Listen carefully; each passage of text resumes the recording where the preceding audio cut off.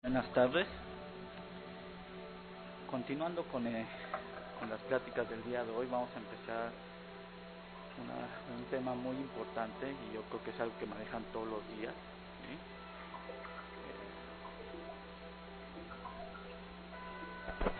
Ok.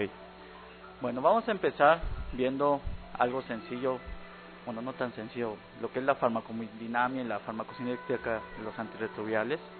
Todos sabemos cómo funcionan los antirretrovirales, entonces no es una clase para ver su sitio de acción ni nada de eso, sino más que nada vamos a ver actualidades sobre esto, ¿sí? Siguiente, por favor. Nada más quería darles unas cosas que el doctor Paul Sachs sacó a finales del año pasado, ¿sí? Con sucesos importantes que sucedieron en el 2012, ¿sí? Siguiente.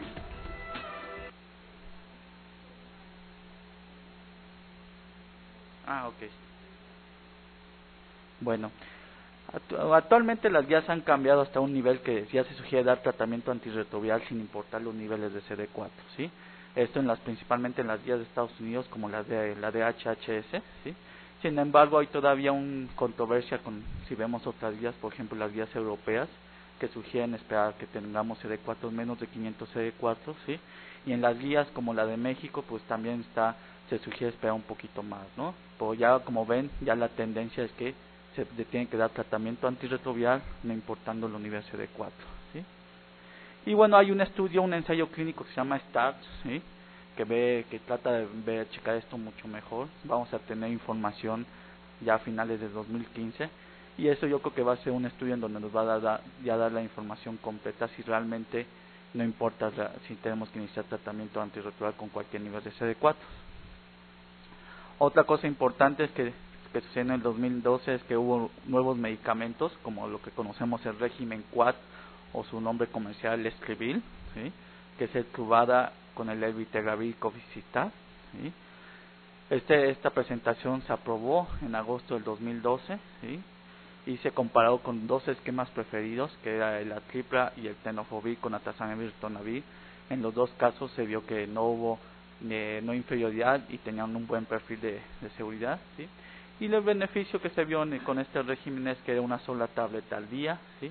Actualmente en las guías de la DHHS y de la IAS está como régimen alternativo, puede ser que en un futuro entre como régimen preferido, ¿no? Otros nuevos medicamentos que se están investigando como el dolutegravir, ¿sí? Un inhibidor de integrasa de segunda generación, que si comparamos con el raltegravir, este es una sola toma al día, ¿sí? Y lo que se ha visto hasta ahorita en los ensayos clínicos es que parece ser superior a la combinación de atriple, de tuvadefavir, ¿sí? Se ha visto que hay menor tasa de interrupciones por eventos adversos.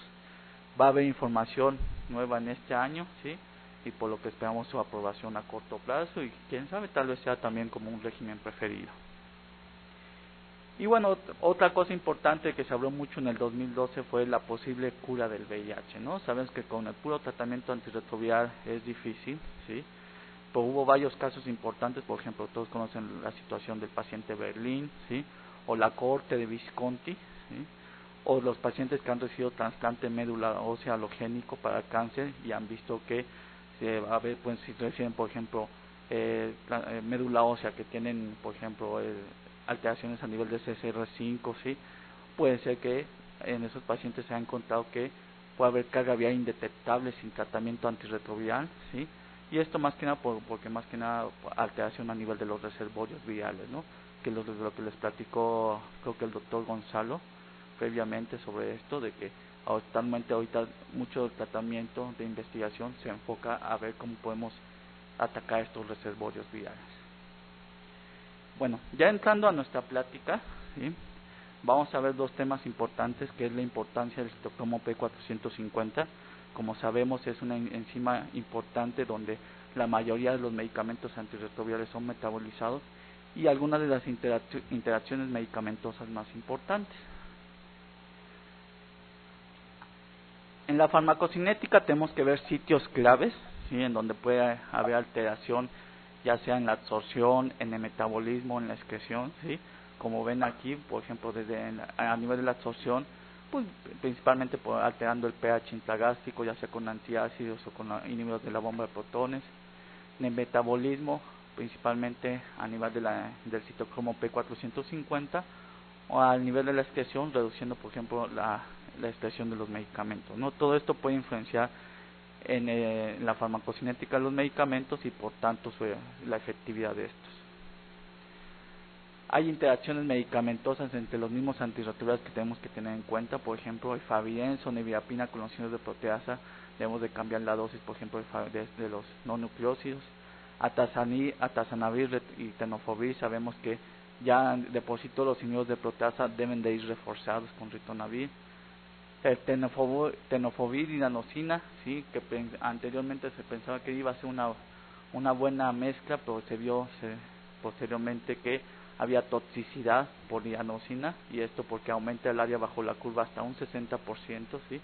Y vimos que producía disminución de CD4, ¿no? Entonces no se vio que no era una combinación muy buena. Muchos de nosotros utilizamos antes lo que era dianosina y estabudina, ¿sí? Pues vimos que era una combinación que a largo plazo podía producir problemas de neuropatía, acidosis láctica, pancreatitis o hasta lipodistrofia. Entrando, como les dije, a la enzima P450, ¿por qué es importante esta enzima? ¿Sí? Sabemos que hay varios fármacos que pueden inducirla o inhibirla, ¿sí? Por ejemplo, en este caso, como la rifampicina, la hierba de San Juan, fenitoína, pueden inducir esta enzima, ¿sí? Y por lo tanto hace que metabolicen más rápido los antirretrovirales, por lo que reduce muy rápidamente sus niveles. En este caso de los inhibidores de proteasa, por ejemplo, vemos en el caso del Caletra, puede disminuir hasta un 75% su nivel sérico, ¿no? Y hay otros medicamentos que la inhiben, ¿sí? Sabemos que la enzima puede estar tanto a nivel hepático como intestinal. Entonces, por ejemplo, a nivel hepático, el ritonavir inhibe esta enzima, ¿sí? Y a nivel intestinal, por ejemplo, el jugo de toronja o el ajo también inhibe esta enzima, por lo que eleva los niveles de antirretrovirales. Viendo este esquema, por ejemplo, al consumir el nivel de proteasa y al llegar al nivel intestinal, gastrointestinal, se va a absorber el medicamento. Si lo tomamos con jugo de toronja, ¿sí? El jugo de toronja inhibe esta enzima a nivel intestinal, entonces va a haber mayor absorción del medicamento, como si comparamos con una situación en donde no se toma jugo de toronja. Posteriormente, a nivel hepático, ya ahí sabemos que tenemos citocromo también, P450, se va a metabolizar, ¿sí? Y al final lo que vamos a tener, la biodisponibilidad final, ¿sí? Por ejemplo, si tomamos con jugo de toronja, va a ser mucho mayor, ¿sí? Lo que va a repercutir en que pueda haber mayores efectos secundarios, ¿sí? Por eso es importante el jugo de toronja y el ajo, decirles a los pacientes que no se tomen principalmente los inhibidores de proteasa con estas sustancias. Sin embargo, también podemos jugar con esto la farmacocinética. El ritonavir, como les dije, ¿sí? Es un inhibidor de esta enzima, lo que permite, ¿sí? Que haya más medicamento cuando se da con ritonavir, ¿no?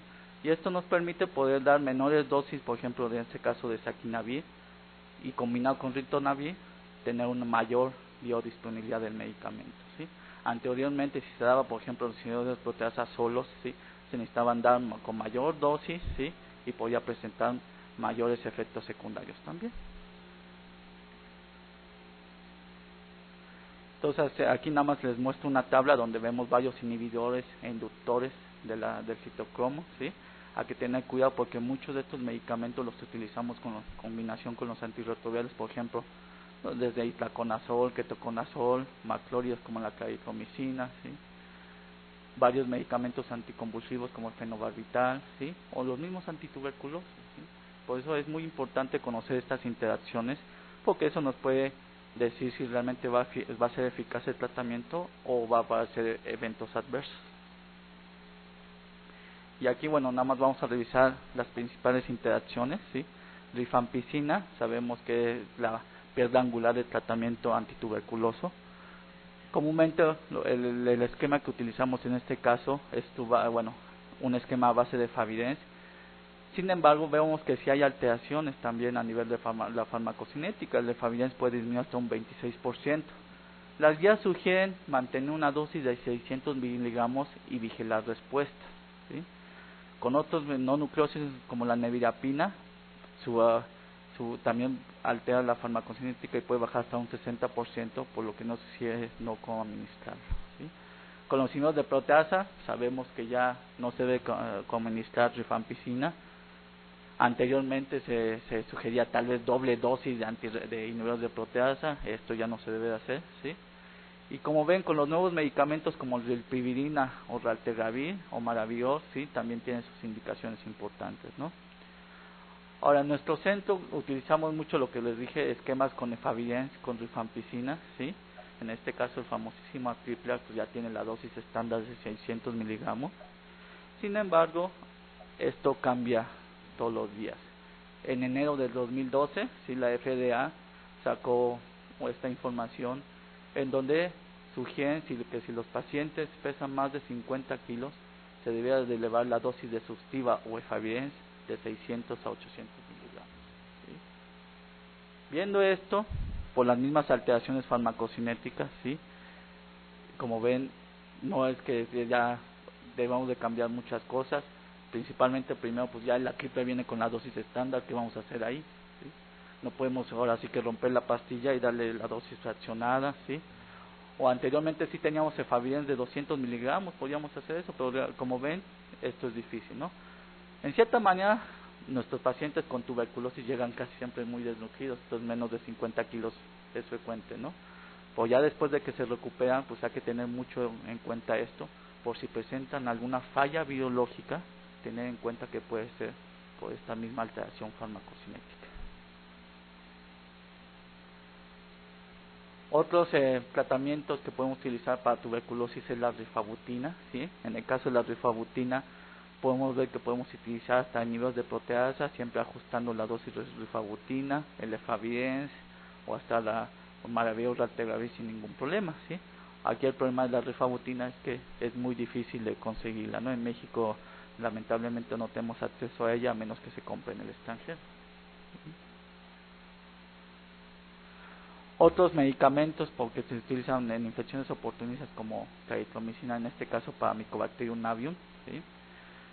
También vemos que tienen interacciones importantes, por ejemplo, en el caso de efavirenz claritromicina, la claritromicina disminuye, ¿sí? Hasta un 40%, por eso hay que ver la eficacia del tratamiento, ¿sí? En el caso, por ejemplo, con los inhibidores de proteasa, atazanavir o lopinavir caleta, hay que estar vigilando porque aumenta la biodisponibilidad de claritromicina y esto nos puede llevar a un riesgo de toxicidad, ¿sí? Principalmente hepático y a nivel cardíaco, ¿sí?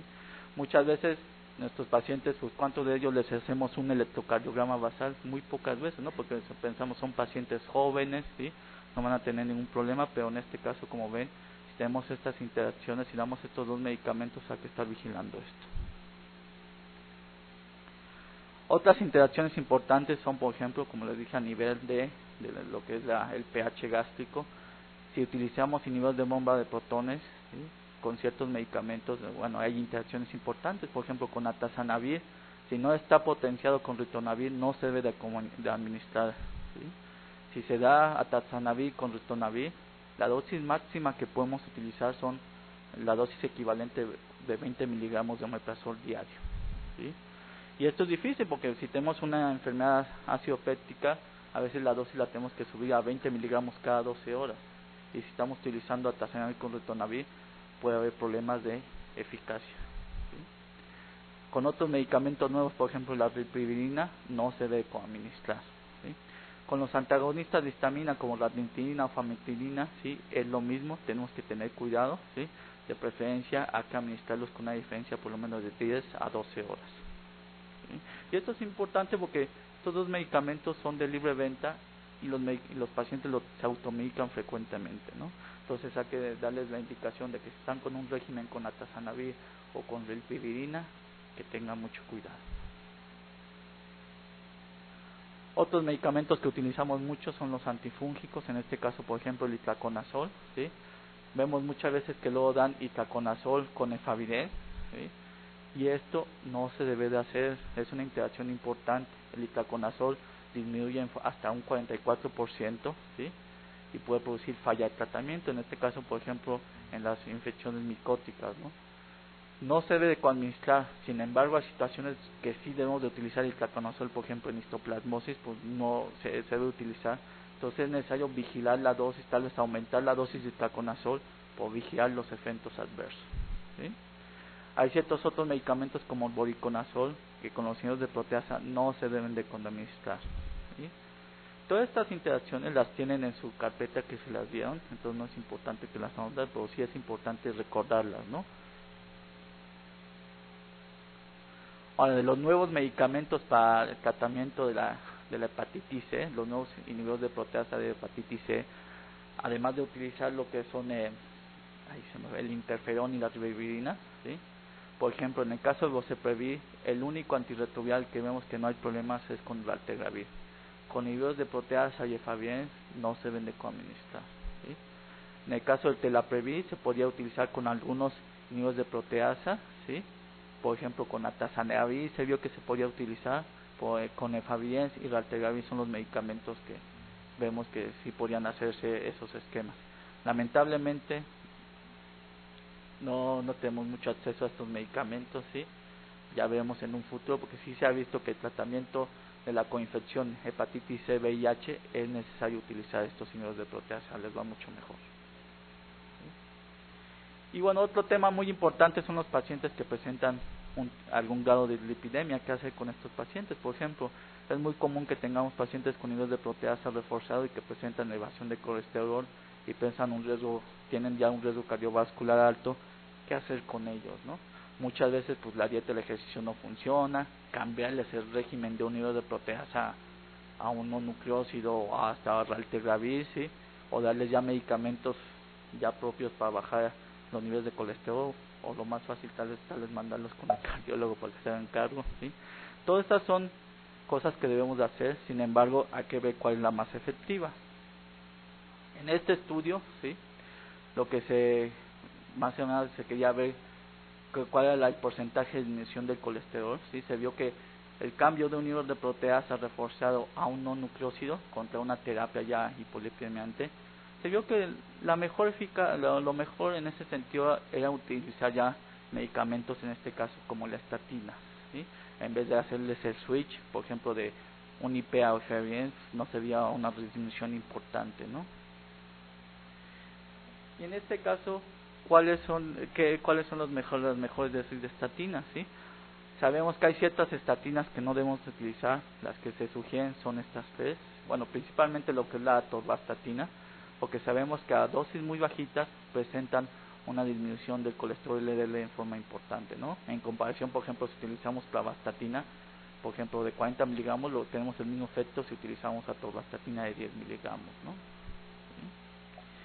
Y como les dije, pues hay ciertas estatinas que no debemos de utilizar, por ejemplo la lovastatina o la simvastatina, porque sabemos que en este caso la biodisponibilidad se eleva de mucho y puede producir eventos adversos en forma importante, ¿sí? Entonces en este caso las estatinas que se sugieren mucho, por ejemplo, es atorvastatina, ¿sí? O de las nuevas estatinas como la rosuvastatina o pitavastatina, pero bueno, en general la atorvastatina es una buena elección, ¿de acuerdo? Y siempre utilizar las dosis más bajas posibles, ¿de acuerdo? Muchas veces con ellos no iniciarles con la dosis estándar de 20 miligramos, sino tal vez con la dosis más bajita y vigilar cómo les va, ¿sí? Y bueno, también una cosa muy importante es ver la toxicidad sobreagregada, ¿sí?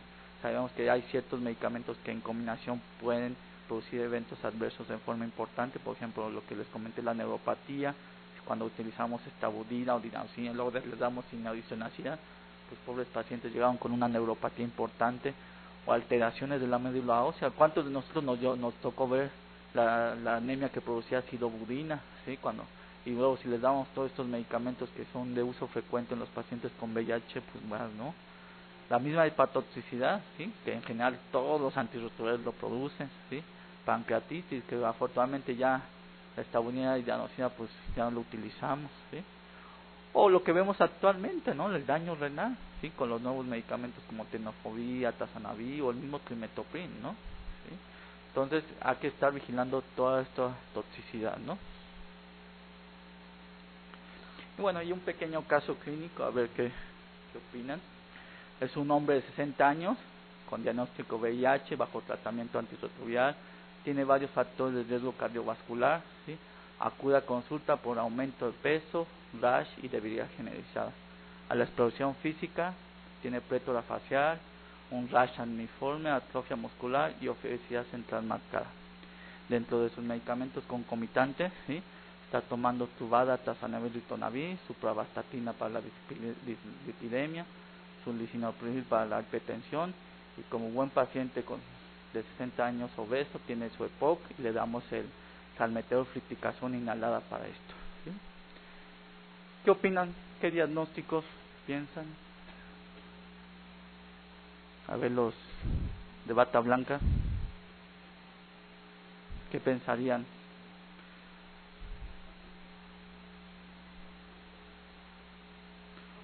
Bueno, tiene algunos síntomas interesantes, ¿sí?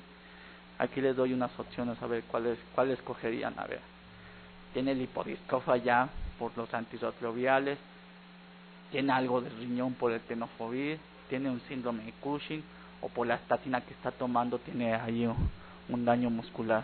¿Por cuál elegiría?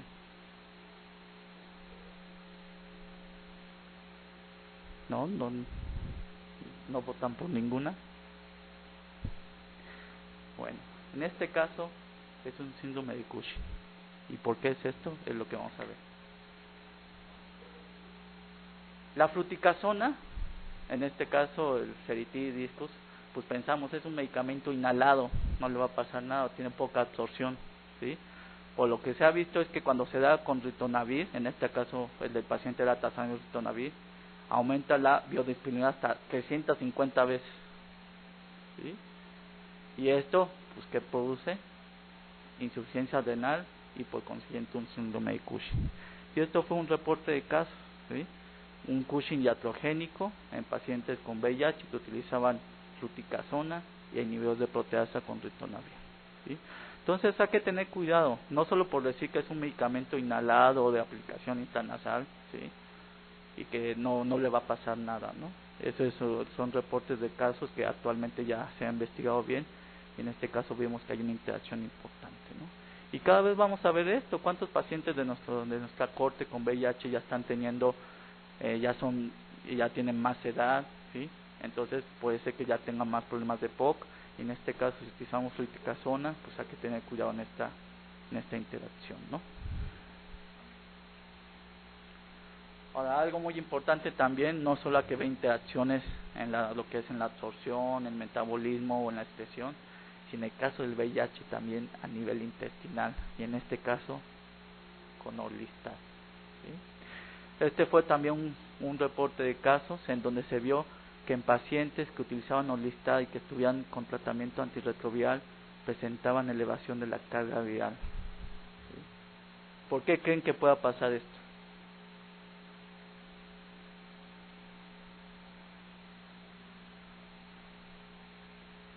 En este caso uno pensaba que el Orlistat, ser un inhibidor de las lipasas intestinales, pues podría producir ahí que no se absorbiera los antirretrovirales. Esa es la primera teoría que se pensó en este caso. Sin embargo, lo que se vio, ¿sí?, es que el Orlistat pues sí produce alteraciones a nivel intestinal, daña el borde intestinal, produce una migración linfocitaria, por ende produce un aumento de la translocación bacteriana, ¿sí?, y una mayor activación inmune, por lo que produce un aumento de la carga viral, ¿sí? Entonces hay que tener cuidado con estas interacciones, porque no es una interacción farmacocinética común, como ven, ¿sí? Por esto fue también un caso interesante, bueno, un reporte de caso interesante, ¿sí? ¿Y cuántos de nuestros pacientes no están entrando ya también a este problema de obesidad, ¿sí? Y si muchas veces pensamos, no, pues el Orlistat actúa también a nivel intestinal nada más, no va a pasar nada, ¿sí? Y vieron en este caso también que se elevó la carga viral. Y ahí si no tenemos en cuenta esta interacción, vamos a pensar, tú no te estás tomando los antirretrovirales. Y no es eso, sino que fue esto, ¿no? Bueno, algo también muy importante, ¿sí?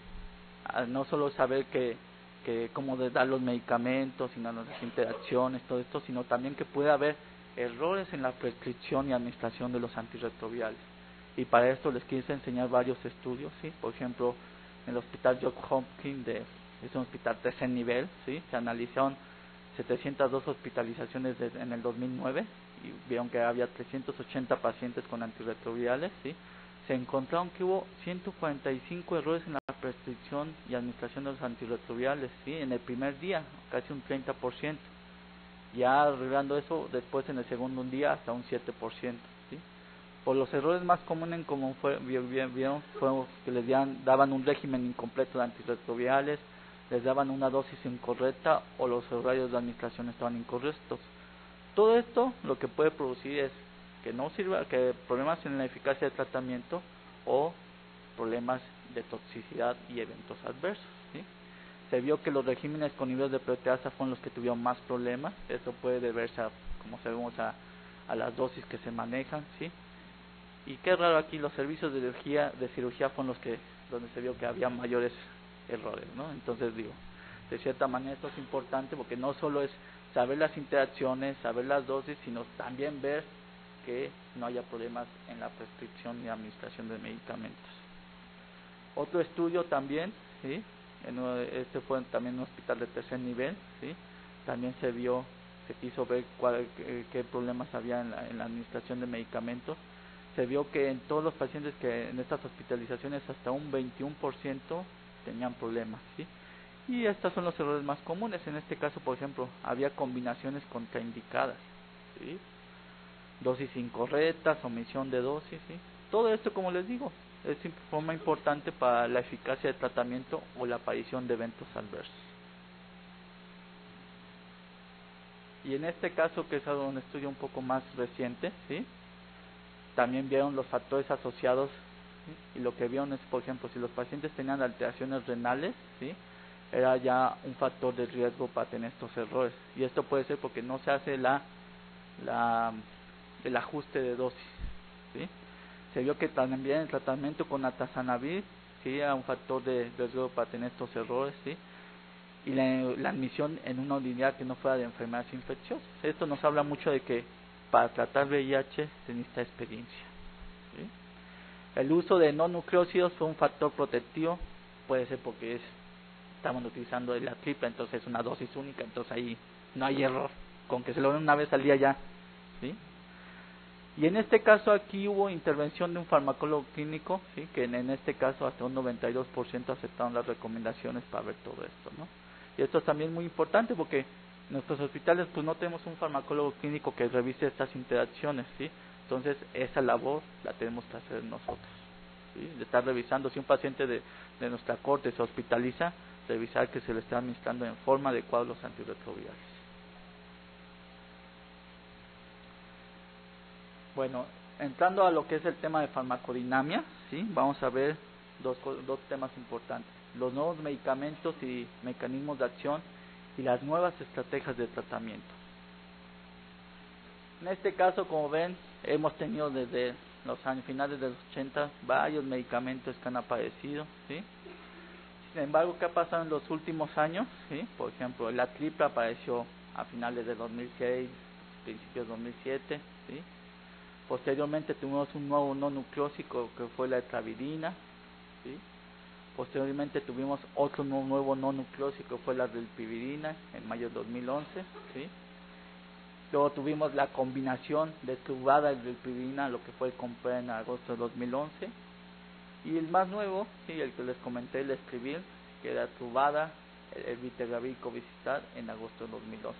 Como ven, actualmente ya no salen tantos medicamentos con mecanismos nuevos, ¿sí? Sino que más que nada aparecen nuevos, más que nada como que combinar los tratamientos para facilitar la adherencia, ¿sí?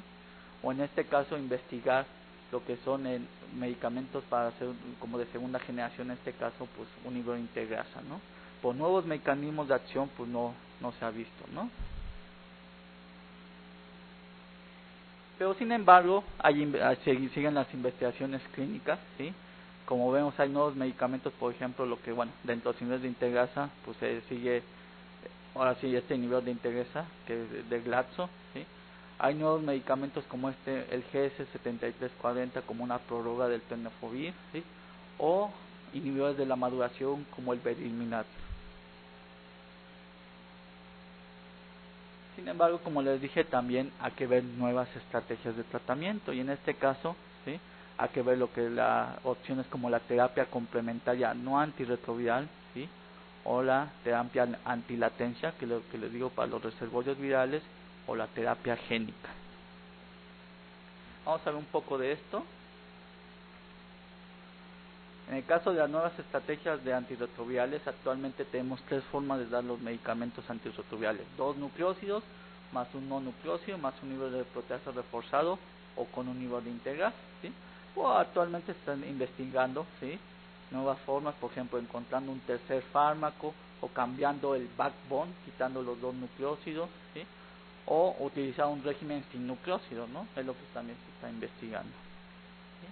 O sin embargo, también se están utilizando antirretrovirales más inmunomoduladores o potenciadores, ¿sí?, del sistema inmune. Ahorita vamos a ver varios estudios de estos 4 medicamentos, ¿sí? En el caso del GS7340, es una prórroga del tenofovir. Sabemos que el tenofovir puede producir toxicidad renal. La hipótesis en este caso es que tratan de hacer una prórroga para que tenga menores concentraciones plasmáticas, o a nivel intercelular sea mayor, que hipotéticamente pues va a tener mayor eficacia y menor toxicidad, ¿sí? Se han probado varias dosis, ¿sí?, y lo que se ha visto es que tiene una buena respuesta, ¿sí? A los 10 días se ve que todas las dosis presentan una disminución muy similar a la dosis estándar de tenofovir, o hasta un poquito más, ¿sí? Se revisó que también a nivel intracelular tenía mayor cantidad de este medicamento, y a nivel de plasma menor cantidad, ¿no? Entonces esto es importante para disminuir la toxicidad de tenofovir, ¿sí? Claro que todavía está en investigación. Dentro de los medicamentos que funcionan para a nivel de la entrada del virus a la célula, ¿sí?, como sabemos, tenemos varios medicamentos como el Enfuvirtide, que fue el primero a nivel de la fusión de GP41, ¿sí?, Maraviroc a nivel de los correceptores, ¿sí?, o este nuevo medicamento, el BMS-63 de Bristol, ¿sí?, que actúa a nivel de CD4 y GP120. En este caso, como dije, inhibe la unión con el CD4, ¿sí? Se ha visto que tiene una buena respuesta, disminuye la carga viral en forma importante, ¿sí? En este caso, se ha visto que se puede utilizar con ritonavir para potenciar un poco lo de la farmacocinética. Sus efectos más comunes, nada de importancia, ¿sí?, pero como ven, es una buena opción a futuro. Dentro de otros mecanismos de acción tenemos los inhibidores de la maduración, que actúan, ¿sí?, cuando a nivel de las cuando están cortando las proteínas, ¿sí?, un poco parecido a los inhibidores de proteasa, pero actúa a nivel final, ¿sí?, principalmente aquí cuando ya se va a cortar para obtener la proteína P24, ¿sí? El Bemilimab se ha visto ahorita en ensayos fase 1 y 2, más que en la fase 1, ¿sí?, se ha visto que tiene una buena respuesta a los 14 días, al disminuir, por ejemplo, 0.5, 0.7 de logaritmos de la carga viral, ¿no? Aunque como ven, todo esto todavía está en investigación. Y bueno, nuevas opciones de tratamiento, por ejemplo el Covicistab, ¿sí?, que trata de sustituir el ritonavir como inhibidor del citocromo P450. Ya salió, como les digo, del régimen quad, que ya tiene Truvada, el Vitegravir y Covicistab, una sola tableta al día. Inicialmente se vio que funcionaba muy bien también con Atazanavir, ¿sí?, y varios ensayos clínicos se han hecho para esto. Por ejemplo, en este estudio que veía Truvada, el Vitegravir y Covicistab contra la triple, ¿sí?, se vio que la eficacia era muy similar, también estratificando los grupos dependiendo de la carga viral, ¿sí? Se vio que el grupo de Vitegravir presentaba una mayor elevación de CD4, lo que vemos siempre con todos los inhibidores de integrasa, ¿sí? Sin embargo, aquí algo interesante es que los pacientes que presentaban falla virológica en el grupo de elbitergravir, ¿sí?, además de presentar mutaciones para integrasa, que era esperable, ¿sí?, presentaban mutaciones importantes para nucleósis, como el M184B, ¿sí?, lo que nos dice que tiene una barrera genética un poco baja en este caso, ¿sí?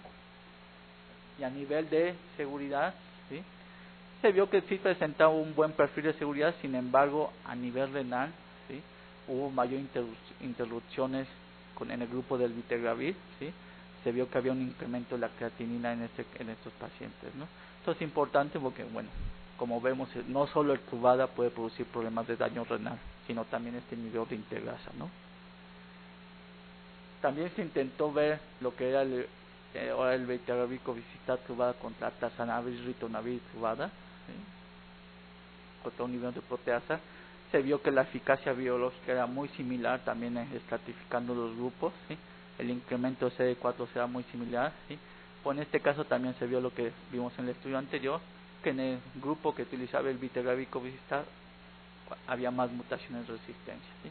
Entonces nos dice que tiene una barrera genética más baja, ¿sí?, que los signos de proteasa, ¿sí? Entonces esto es importante porque ya va a depender si lo clasifican como un esquema preferido en un futuro o no, ¿no? Y a nivel de seguridad, lo que sí llamó mucho la atención también es que produce alteraciones importantes a nivel renal, ¿sí?, contra el grupo de atazanavir. Y bueno, claro, en el grupo de atazanavir se vio datos de hiperbilirubinemia, ¿sí? Sin embargo, bueno, después de estos dos estudios, pues ya se aprobó este medicamento como el nombre comercial es Trivil, ¿sí? Esto fue más o menos en agosto del 2012. Ahora, además del tratamiento antirretroviral, lo que les comentaba, las nuevas estrategias sugieren utilizar una terapia complementaria no antirretroviral, ¿sí? Esto sabiendo, ¿sí?, que la misma infección de VIH, la misma inflamación crónica produce un envejecimiento temprano y la aparición de varias comorbilidades, ¿no? En este caso se ha estado utilizando estrategias, por ejemplo, utilizar Maraviroc o hasta Daltegravir, interleucina, ¿sí?, para tratar de llegar a esos reservorios virales, antiinflamatorios o medicamentos antifibrosis, ¿sí? O actualmente lo que es la terapia génica, ¿no? Lo que sucedió mucho, por ejemplo, con el paciente de Berlín, ¿sí?, ver si podemos transmitir esas alteraciones a nivel, por ejemplo, de los correceptores, ¿sí?, para evitar que el virus pueda ingresar a la célula, ¿sí? Entonces todo está en investigación, pero a largo plazo puede ser puede ser la cura del VIH, o también puede ser una terapia complementaria no antirretroviral, ¿no? No sé si tengan dudas, preguntas hasta el momento de farmacocinética y farmacodinámica de los medicamentos antirretrovirales, ¿sí? Como ven, es un tema extenso, ¿sí?, que cambia al día, entonces tenemos que estar revisando los artículos cada ratito, ¿no? ¿Sí? Bueno, continuando, vamos a ver también los efectos adversos de los antirretrovirales. No es una plática para decir qué antirretroviral que produce, porque eso ya lo sabemos, no más que nada para ver actualidades en este caso. Primero que nada hay que definir bien los términos. Un evento adverso que es cualquier cosa que le pase al paciente, sin que tenga relación o no al medicamento, ¿sí? Entonces, por ejemplo, yo me acuerdo mucho de un paciente que estuvo manejando y que estaba tomando, por ejemplo, de la tripla y que chocó y se mató. ¿Podemos relacionarlo con el efavirenz? ¿Quién sabe? ¿Sí? Pero bueno, ya eso por definición es un evento adverso, ¿sí? Reacción adversa es cualquier efecto perjudicial, ¿sí?, que se presenta cuando utilizamos el medicamento a las dosis que se deben de utilizar, ¿sí? En este caso, pues sí podemos decir que tal vez haya una relación con el medicamento, ¿sí? Y bueno, hay que clasificarlos de acuerdo a su severidad. En caso serio, pues estas son las razones por las que las clasificamos como serio, ¿sí?, o su relación, ¿no? Esto de acuerdo a la norma de farmacovigilancia. Esto es importante porque muchas veces, no, es que tuvo un evento adverso, pues estuvo relacionado no al medicamento. Si decimos tuvo una reacción adversa, ya sabemos que sí tuvo relación con el medicamento. Puede ser dudosa, pero tuvo una relación, ¿sí? Algo muy importante también es que debemos de unificar criterios, ¿sí? No es lo mismo decir que tuvo un evento, una reacción adversa cutánea leve para mí que para otra persona, ¿no? Entonces, para esto hay una clasificación de la severidad de los eventos adversos en pacientes con VIH. Esta clasificación la utilizan mucho en los ensayos clínicos en pacientes con VIH, sugiero que la vean, ¿sí? Por ejemplo, en este caso aquí les puse, hay clasificaciones clínicas como de laboratorio, ¿sí? Entonces ahí pueden checar, por ejemplo, cuando presenta un grado leve, moderado, severo, ¿sí? A qué se refiere, ¿sí? Y así poder unificar criterios. Bueno, ¿y por qué son importantes los eventos adversos relacionados a antirretrovirales en este caso? Porque son la principal causa de cambio de tratamiento, ¿sí?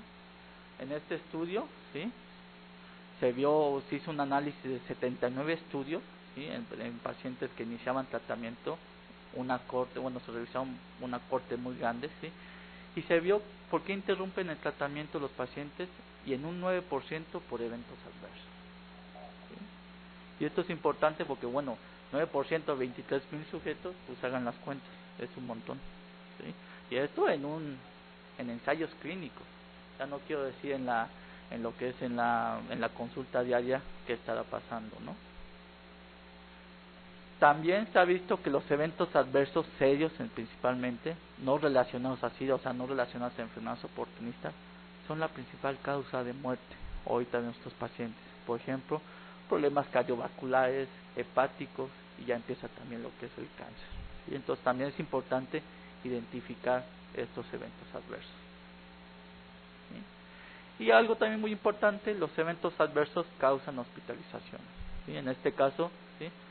Se hizo un análisis de 665 casos hospitalizados, más o menos el 6,3% fue un resultado de un evento adverso, ¿sí? Y además de todo, cuando estaban hospitalizados producían también otros eventos adversos, ¿sí? Casi el 50% de estos eventos se consideraron como prevenibles. Al decir esto, muchos dependían de cómo se estaban administrando los medicamentos, lo que les dije, los errores de prescripción, ¿sí? Afortunadamente ninguno de estos eventos adversos fue fatal, ¿sí? Entonces es muy importante, como ven, ¿sí? También checar estos eventos adversos. Nada más, esto sí es nada más como recordando, ¿sí? Los regímenes con efavirenz, sus ventajas y desventajas. Ventajas, pues hay una vasta experiencia, es como que el estándar de oro para poder compararlo en los ensayos clínicos. Conveniencia, una sola tableta al día. Por sus desventajas, todos los eventos adversos que producen, ¿no? A nivel del sistema nervioso central. Lo de la teratogenicidad ya entra como en duda, ya después les van a hablar de embarazo y efavirenz, y actualmente las guías sugieren tal vez se puede utilizar efavirenz en el embarazo, ¿sí? Entonces habrá que revisar eso también. El riesgo de resistencia, sabemos que tiene una barrera genética baja, ¿sí? Se ha visto que tiene un incremento menor de CD4 contra los inhibidores de proteasa y los inhibidores de integrasa, ¿sí? Esto no sabemos la repercusión clínica a largo plazo, ¿sí? Alteración de lípidos, alteraciones de vitamina D.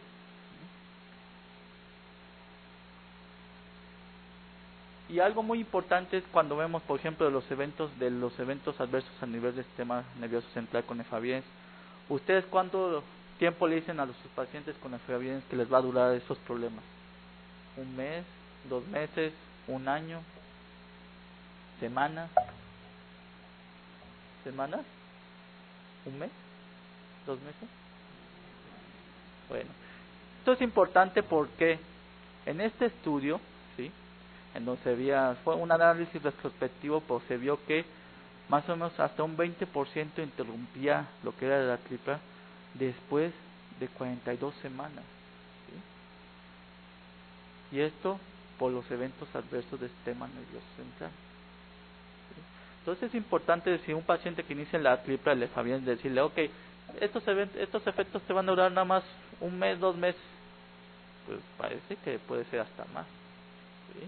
Entonces es importante decirle, no, mira, te puede durar mucho tiempo, porque te va a ir reduciendo poco a poco, ¿sí? Y si ya no es tolerable, pues ver la posibilidad de cambiarle el tratamiento antes de que interrumpa el tratamiento, ¿vale?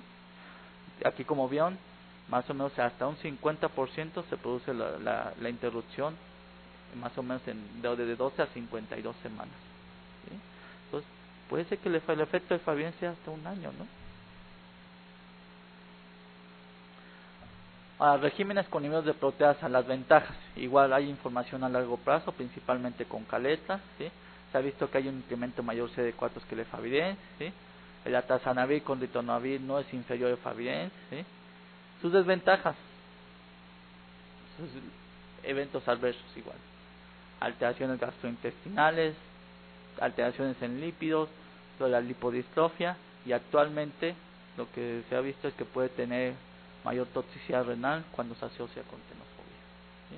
Entonces, como ven, también tiene sus desventajas importantes. Y en el caso de los inhibidores de integrasa, que el único que tenemos es la Altegravir, pues sí, al parecer bien tolerado, ¿sí? Tiene un perfil cardiovascular bastante bueno, sin alteración de lípidos, tiene una supresión viral rápida, ¿sí? Aumenta el CD4 más importantemente.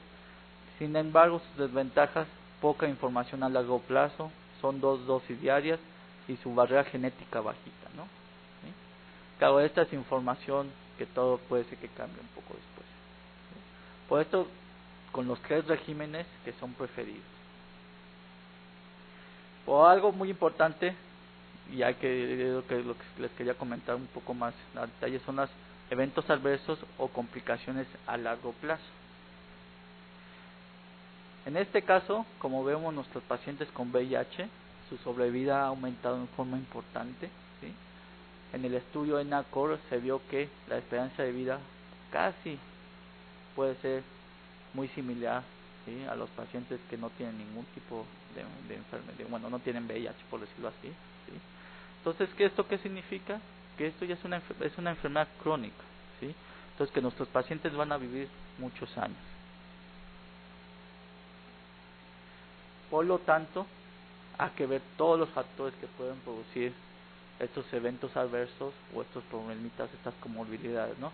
No solo, por ejemplo, los CD4 bajos, que es muy frecuente en nuestra atención clínica, ¿sí?, sino otras exposiciones, por ejemplo, el estilo de vida, el mismo envejecimiento, la inflamación persistente del VIH, la exposición acumulada a antirretrovirales u otras infecciones. Sabemos que muchas de estas comorbilidades, como diabetes, ¿sí?, tienen factores o riesgos ya conocidos, ¿sí? No sabemos el papel que puede jugar, por ejemplo, el VIH antirretrovirales en este caso, ¿no? Por eso es importante la investigación, ¿sí? Y, por ejemplo, para nosotros los investigadores, pues hay que ver qué tan importante es este riesgo, si es reversible o irreversible el daño que se produce, ¿sí? Y para los pacientes, pues nos van a preguntar qué tanto riesgo tengo de diabetes o de cáncer con el VIH, ¿sí?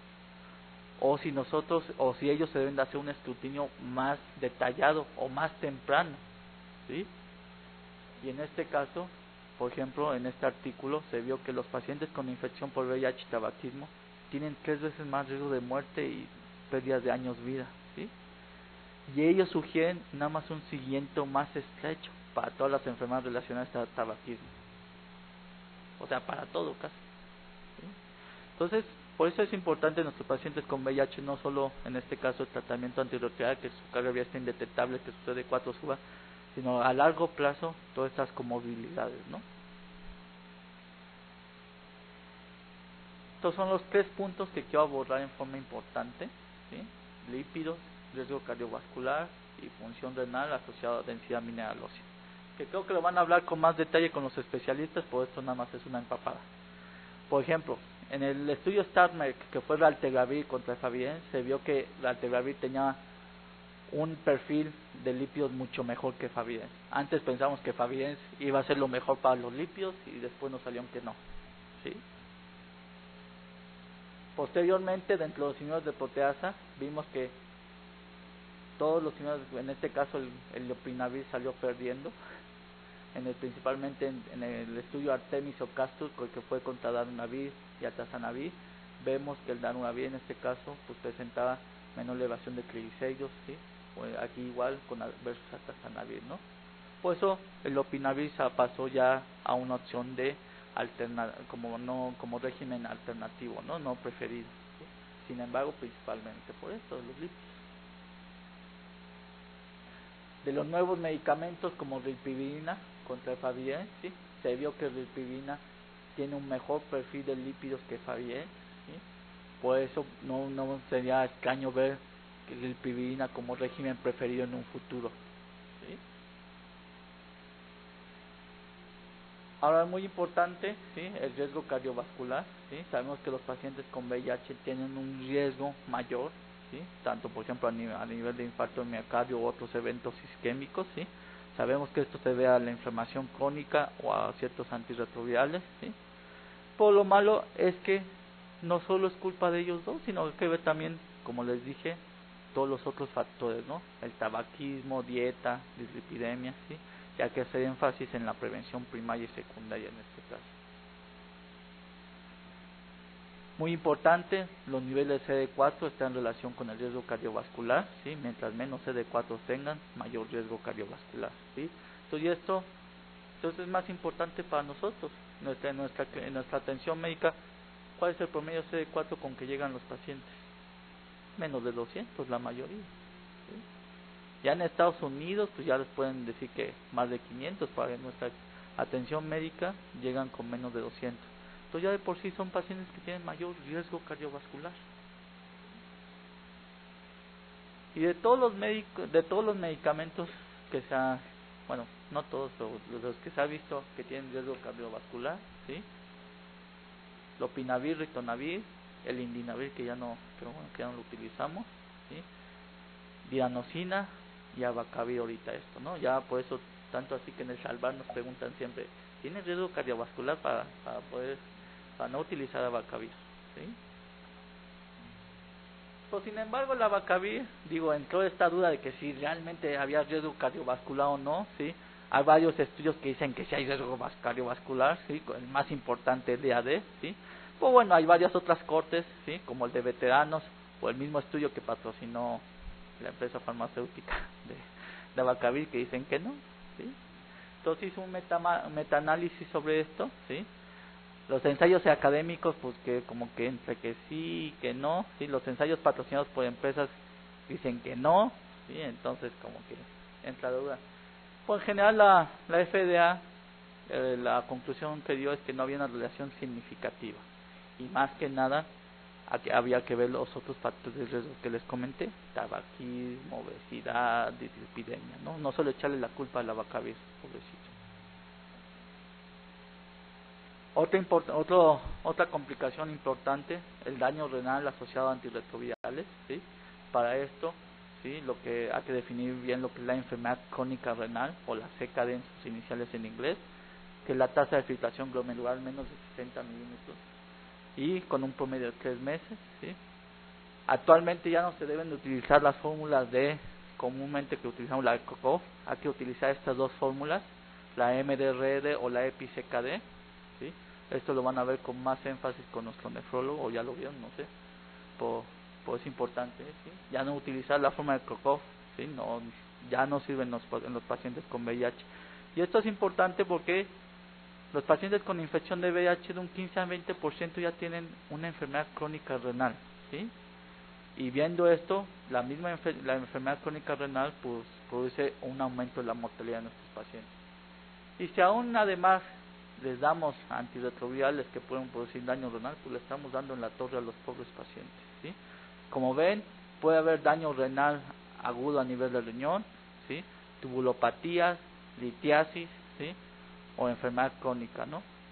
Y en este caso marco aquí por ejemplo el tenofovir, ¿sí?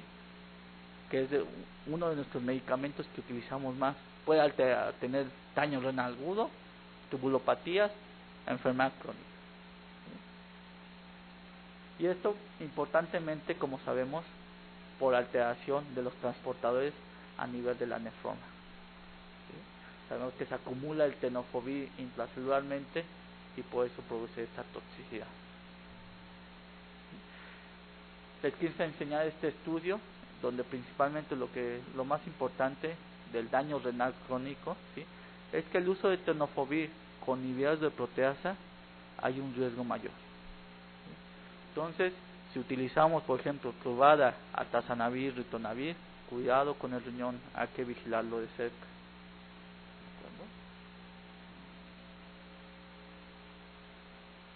Y esto igual por inhibición de los transportadores, ¿sí? En este caso, por ejemplo, el Ritonavir con el Tenofovir. Sin embargo, hay otros medicamentos que también utilizamos mucho y que no les prestamos tanta atención, como el Trimetoprim. También inhibe, en este caso, este transportador a nivel tubular. Entonces, imagínense, si le estamos dando Ritonavir, Atazanavir, Tenofovir, luego le damos Trimetoprim, pues pobre riñón, ¿no? Por eso en este caso es muy importante estar vigilando la función renal y no solo con creatinina sérica, es lo que vamos a ver también, ¿sí? Y de los nuevos medicamentos, por ejemplo el Covicistat, que es del régimen 4 que les comenté, pues también cuidado, si se acuerdan de los estudios que vimos, los que producían alteración renal, elevación de la creatinina, pues también se vio que puede por una inhibición de los transportadores, ¿sí? En este caso también, en este estudio que vieron la relación de tenofovir con niveles de proteasa y riesgo de fracturas, lo importante, ¿sí? Lo que les quiero marcar es que hay un incremento del riesgo, ¿sí? Cuando se utiliza, por ejemplo, tenofovir con caleta en este caso, ¿sí? Y es por lo mismo que el ritonavir incrementa los niveles de tenofovir, ¿sí? Con otros nucleócidos o no nucleócidos no se vio este efecto, ¿no? ¿Sí? Claro, este estudio tiene sus limitaciones, es un estudio retrospectivo, ¿sí? Por esto es importante porque también no hay que esperarnos a que nuestros pacientes presenten fracturas, sino tal vez hacerles una densitometría ósea antes de iniciarles antirretrovirales. En este estudio reciente, ¿sí? Que apenas está en prensa, ¿sí? Los resultados del DAD, que hicieron un monitoreo renal en todos los pacientes que toman tenofovir y que interrumpían el tenofovir cuando veían nefrotoxicidad, vieron que no solo es importante ver la creatinina del suero, sino también hay que hacer medición de la función tubular, ¿sí? Fosfato sérico, proteinuria, glucosuria, checar todos estos valores, ¿sí? Y lo que se vio, como les dije, es que además de que el atazanavir producía nefrolitiasis, también produce nefrotoxicidad, ¿sí? Entonces es importante checar, como les comenté, tenofovir y atazanavir, vigilarlos bien de su riñón, ¿sí? Caletra parece que no hay tanto daño, sin embargo hay que estarlo también vigilando, ¿sí? En general ellos sugieren que con todos los signos de proteasa se necesita hacer más estudios, ¿sí? Y algo muy importante, la disminución de la función renal puede ocurrir con el tiempo, ¿sí? Entonces no solo también decir que es por los antirretrovirales, sino hay que evaluar otras causas. Y en este caso, pues, ver con nuestro nefrólogo qué otras causas pueden ser, ¿no? Bueno, ya nada más para finalizar, ¿sí? Cosas que pensábamos saber de los antirretrovirales, ¿sí? Por ejemplo, antes pensábamos que esta combinación de estabuina y adenosina no era muy buena, ¿sí? Pues ya después nos salió que tenía mucha toxicidad, ¿sí? Todos los signos de proteasa causan lipodistrofia, al parecer no, ¿sí? TDI, por ejemplo, tenofovir, TDI que era seguro, vimos que producía toxicidad y disminución de CD4, ¿sí? Todo esto pues ya parece que ya cambió, ¿no? Cosas que sabemos actualmente, que tenofovir puede producir alteraciones renales y óseas raramente y solo en pacientes con alteraciones previas, pues tal vez no, tal vez hay que vigilarlos más de cerca, ¿sí? Que Truvada y Quivecha no causan lipodistrofia, tenemos que ver a largo plazo cómo qué pasa, ¿sí? Atazanavir, Darunavir, que tiene un buen perfil cardiovascular, digo, hay que verlo también a largo plazo, ¿no? Y todo lo demás que viene aquí escrito, ¿no? Todo esto, pues, como que me entra en duda, ¿no? Y la nueva información que ha salido, por ejemplo, Atazanavir, que produce nefrolitiasis y daño renal crónico, ¿sí? Raltegravir, que produce radiomiólisis, Maraviroc, enfermedad cardiovascular. La mayoría de los signos de proteína producen alteraciones electrocardiográficas. Por eso ya sugieren hacer electrocardiogramas a sus pacientes, ¿sí? Aunque sean jóvenes, hacerles electrocardiogramas. Toxicidad renal y ósea, que puede ser efecto directo de los antirretrovirales o como un síndrome inflamatorio, ¿sí? Y esto es lo que les comenté al final, ¿no? En los signos de proteasa con fluticasona, pues el síndrome de Cushing iatrogénico, ¿no? Que nadie se lo esperaba, porque decían, pues fluticasona inhalada, pues no pasa nada, ¿no? Pues salió esto. ¿Sí? Y esto, pues acordarse que puede cambiar. ¿Sí? Y algo muy importante, la farmacovigilancia. ¿Por qué es importante la farmacovigilancia en nuestros pacientes? ¿Sí? Porque a veces es difícil identificar estos eventos adversos, porque pensamos que puede ser por la enfermedad o por las enfermedades oportunistas o un síndrome inflamatorio, ¿sí? Luego pensamos no atribuirle el efecto a los medicamentos, y esto porque a veces hay poca información, ¿sí? O poca experiencia, principalmente fuera de los centros especializados, porque nuestros pacientes reciben muchos fármacos, una polifarmacia, ¿sí? Hay interacciones medicamentosas como las que vimos, se automedican los pacientes, ¿sí? Y como vemos hay un periodo de inducción largo. Comúnmente los ensayos clínicos llegan hasta la semana 96, ¿sí? Después de eso no sabemos qué puede pasar, y es por eso importante estar revisando los eventos adversos después de muchos años, ¿no? ¿Sí? ¿Saben qué es esto? La página para notificar en forma espontánea reacciones adversas. ¿Cuántos de nosotros nos hemos metido aquí para notificar una reacción adversa de antirretrovirales? ¿Sí? Actualmente, por esta situación, ¿sí? Ya se está tratando de hacer una notificación de eventos adversos de reacciones antirretrovirales como en los ensayos clínicos, ¿sí? Para eso se está haciendo algo que se llama la farmacovigilancia intensiva, ¿sí? En este caso, ¿qué es esto de farmacovigilancia intensiva? Que es la vigilancia desde que se inicia, durante todo el tiempo que se da el medicamento, y no solo cuando aparece el evento adverso, sino desde que le damos el medicamento, ¿sí? De darle un seguimiento prospectivo, ¿sí? Y los beneficios de esto, identificar eventos adversos desde que le damos el medicamento, ver interacciones medicamentosas, ver los factores que pueden predisponer a que aparezcan eventos adversos, ¿sí? Así como realizar medidas de control para minimizar estos problemas, ¿sí? También identificar eventos adversos que no se conocían, ¿sí? Y en este caso lo que está proponiendo es que sea una notificación obligatoria, ¿sí? Entonces puede ser que en un futuro, además de atender a nuestros pacientes, tengamos que hacer este tipo de farmacovigilancia, ¿no? Pues muchas gracias por su atención. No sé si haya dudas, preguntas. Gracias por su paciencia. ¿Sí? Yo sé que es